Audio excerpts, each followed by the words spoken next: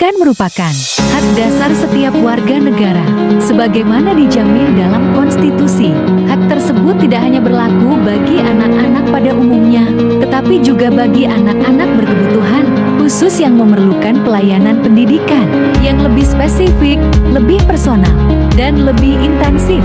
Di balik proses belajar mengajar yang terlihat setiap hari, terdapat sebuah sistem organisasi yang bekerja secara terus-menerus untuk memastikan bahwa seluruh kegiatan pendidikan dapat berjalan dengan baik, mulai dari perencanaan program, pembagian tugas tenaga pendidik, pengambilan keputusan oleh pimpinan, hingga sistem pengawasan dan evaluasi yang dilakukan secara berkala. Sebagai mahasiswa program studi administrasi publik Universitas Katolik Widya Mandira, kami memandang bahwa keberhasilan sebuah organisasi tidak hanya ditentukan oleh hasil akhirnya, tetapi juga bagaimana proses manajemen dijalankan. Kami melakukan observasi lapangan untuk mengkaji tata kelola organisasi pada sebuah lembaga pendidikan khusus. Objek observasi yang kami pilih adalah Sekolah Luar Biasa Bakti Luhur Baumata yang berlokasi di Desa Baumata, Kecamatan Tebenung, Kabupaten Kupang, Provinsi Nusa Tenggara Timur. Kegiatan pra-observasi dilaksanakan pada tanggal 21 Mei 2026 selanjutnya. Observasi lapangan dilakukan pada tanggal 25 Mei tahun 2026 melalui metode observasi langsung, wawancara mendalam dengan kepala sekolah, serta studi dokumentasi terhadap berbagai dokumen organisasi yang dimiliki sekolah. Melalui kegiatan ini, kami berusaha memahami bagaimana teori-teori manajemen yang dipelajari di bangku kuliah diterapkan dalam praktik nyata untuk mendukung pelayanan pendidikan bagi anak-anak berkebutuhan khusus. Inilah hasil observasi dan analisis kami mengenai tata kelola organisasi di SLB Bakti Luhur Baumata. Sebelum melakukan observasi lapangan, kelompok terlebih dahulu melaksanakan berbagai persiapan. Kami melakukan diskusi kelompok untuk menentukan objek observasi, menyusun daftar pertanyaan wawancara, membagi tugas setiap anggota, serta mempelajari teori-teori manajemen yang akan digunakan sebagai landasan analisis. Pada tahap ini, kami mempelajari konsep planning, organizing, leading, dan controlling atau yang dikenal dengan PWOC.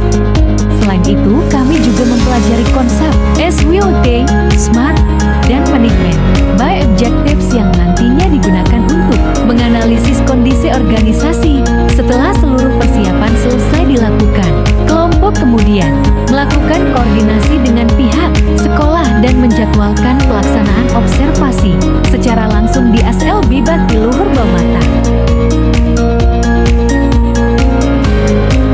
Profil organisasi SLB Bakti Luhur Baumata merupakan lembaga pendidikan khusus yang beralamat di Jalan Tebenung, kilometer 13, Desa Baumata, Kecamatan Tebenung, Kabupaten Kupang, Provinsi Nusa Tenggara Timur. Dalam penyelenggaraan pendidikan, sekolah berada di bawah naungan Yayasan Bakti Luhur Malang serta mendapatkan pembinaan dari Kementerian Pendidikan Dasar dan Menengah. Selain itu, layanan yang diberikan juga berlandaskan nilai-nilai kemanusiaan yang dikembangkan oleh Tarikat Sekuli Alma atau Asosiasi Lembaga Misionaris Awam. SLB Bakti Luhur Baumata menyelenggarakan pendidikan pada jenjang SDLB, SMPLB, dan SMLB. Berdasarkan hasil observasi, sekolah melayani sebanyak 42 peserta didik dengan berbagai jenis kebutuhan khusus seperti tunanetra, tunarungu, tunagrahita, autisme, tunarungu wicara, dan kebutuhan khusus lainnya. Selama proses observasi, kami menemukan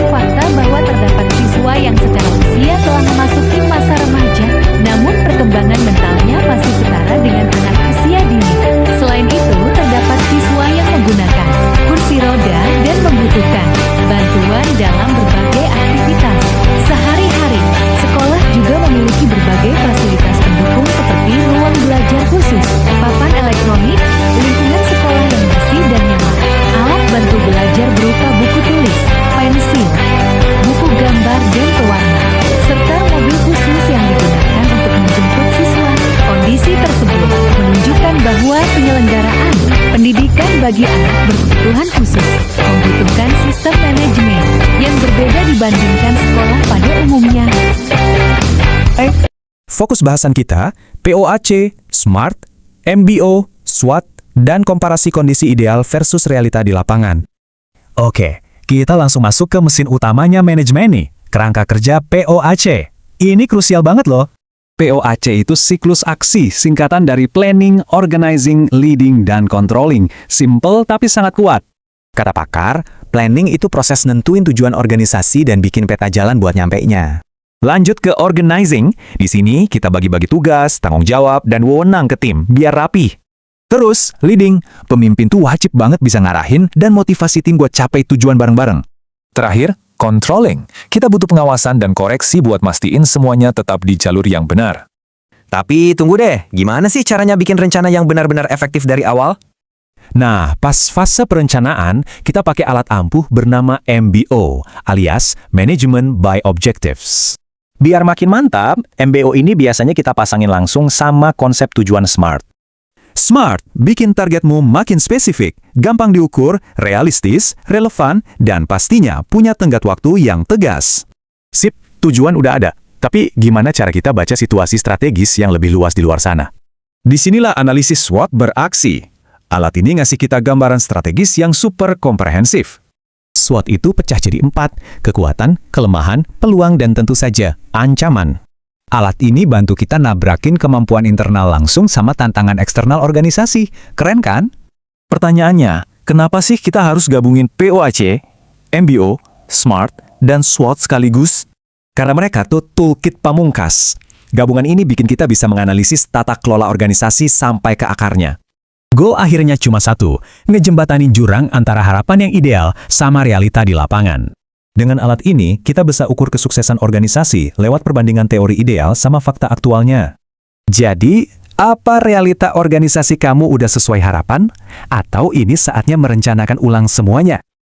Fakta dan kondisi empiris di lapangan berdasarkan hasil wawancara, observasi, dan studi dokumentasi, ditemukan bahwa sekolah telah memiliki berbagai instrumen perencanaan, seperti visi, misi, rencana kerja tahunan atau RKT, asesmen awal tahun, tes psikis siswa, serta program pembelajaran individual atau PPI. Program pembelajaran individual menjadi salah satu instrumen penting dalam proses pembelajaran, karena setiap siswa memiliki kebutuhan dan target perkembangan yang berbeda. Sebagai contoh, terdapat siswa yang diberikan target untuk mampu makan sendiri menggunakan sendok, menjaga kebersihan diri secara mandiri, serta mengenali benda-benda di lingkungan sekitar. Evaluasi terhadap target tersebut dilakukan melalui laporan mingguan, supervisi kelas, serta buku penghubung antara guru dan orang tua. Dalam aspek pengorganisasian, sekolah memiliki 7 orang guru, 2 tenaga kependidikan, 1 fisioterapis, 1 terapis otis, dan 1 terapis tunawicara. Pembagian siswa dilakukan berdasarkan tingkat hambatan yang dimiliki, yaitu kelas ringan, kelas sedang, dan kelas berat. Setiap kelas hanya diisi maksimal 5 siswa. Sistem ini diterapkan agar guru dapat memberikan perhatian yang lebih intensif kepada setiap peserta didik.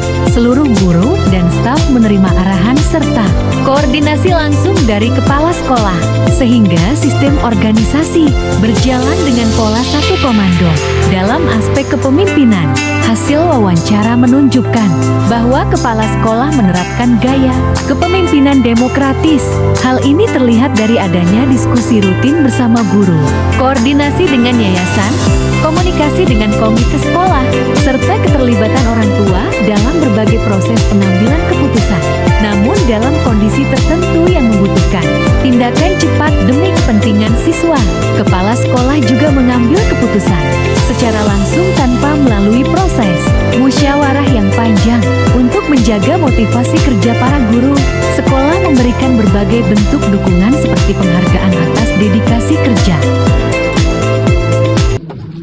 analisis teori dan fakta berdasarkan teori perencanaan. Organisasi yang baik harus memiliki tujuan yang jelas dan langkah yang terarah untuk mencapai tujuan tersebut. Fakta di lapangan menunjukkan bahwa SLB Bakti Luhur Baumata telah menerapkan prinsip tersebut melalui program pembelajaran individual yang disusun berdasarkan hasil asesmen dan tes IKI siswa. Target pembelajaran yang diberikan kepada siswa tidak hanya berfokus pada aspek akademik, tetapi juga pada kemampuan hidup sehari-hari. Hal ini menunjukkan bahwa sekolah telah menerapkan prinsip SMART dan MBO secara nyata dalam aspek pengorganisasian. Pembagian tugas berdasarkan keahlian guru dan terapis menunjukkan penerapan prinsip division network yang baik. Rentang kendali satu guru untuk maksimal 5 siswa juga menunjukkan bahwa sekolah memahami kebutuhan pelayanan khusus yang memerlukan perhatian lebih besar dibandingkan sekolah umum. Dalam aspek kepemimpinan, kepala sekolah menerapkan kombinasi kepemimpinan demokratis dan situasional. Pendekatan ini memungkinkan terjadinya partisipasi dalam pengambilan keputusan, sekaligus menjaga kecepatan respons ketika menghadapi situasi yang mendesak. Dalam aspek motivasi, berbagai bentuk penghargaan, pelatihan, bantuan sosial, dan kegiatan spiritual menunjukkan upaya sekolah dalam memenuhi kebutuhan para guru. Sebagaimana dijelaskan dalam teori hierarki kebutuhan Maslow.